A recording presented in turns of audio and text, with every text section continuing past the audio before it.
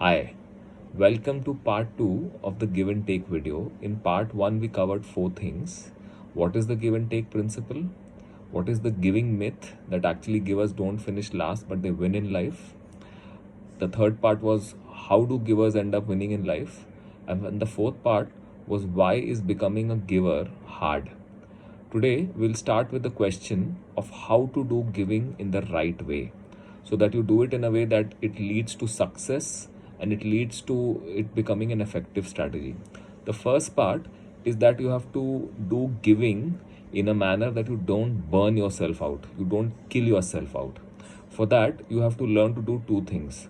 You have to first learn to prioritize, which means that you only have so much energy, so much time, so much resources that sometimes you will have to decide who you can give to and who you will have to say no to, which also means that you will have to learn to say no to some people. But this is important because you cannot, while you might want to, but you cannot help and give to everybody who wants your help, and therefore prioritizing is important.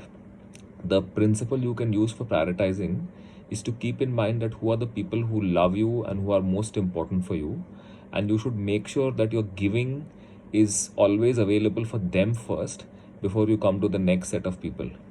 The second thing which you need to learn is the tit for tat principle. What happens is life is that often givers get exploited by takers.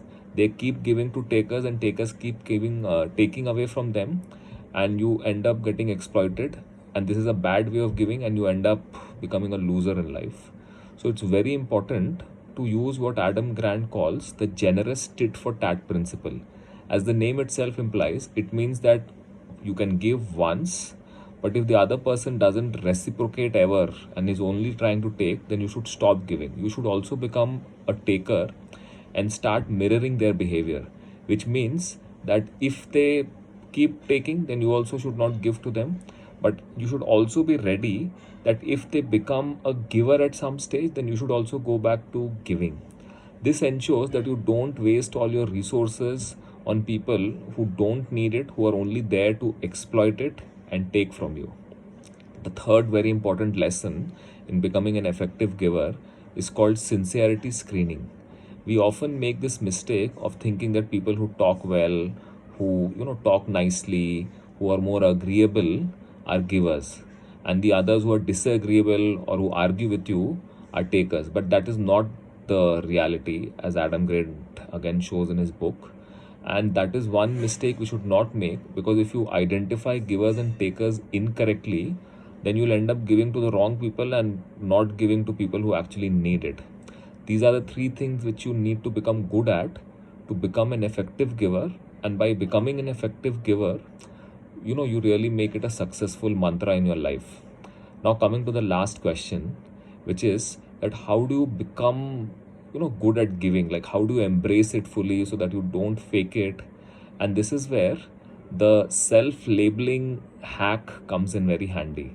So obviously you have to first start by having full belief in the giving principle, that yes, it is really going to help you and you totally are going to commit to it and believe in it in the long term. Second, you have to learn to become good at practicing the three things we spoke about today, which is to make sure that you don't get exploited, you identify takers, you make sure that you prioritize correctly, and then you have to label yourself as a giver.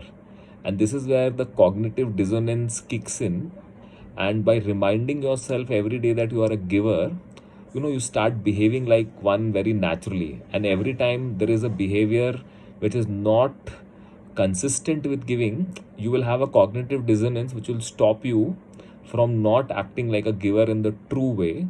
And this is how you will end up embracing it fully and becoming a genuine and an effective giver who will be able to use giving and become successful in life. Thank you. I have written a post about it also on detail, and the link is there in the comments. You can use that. Thanks.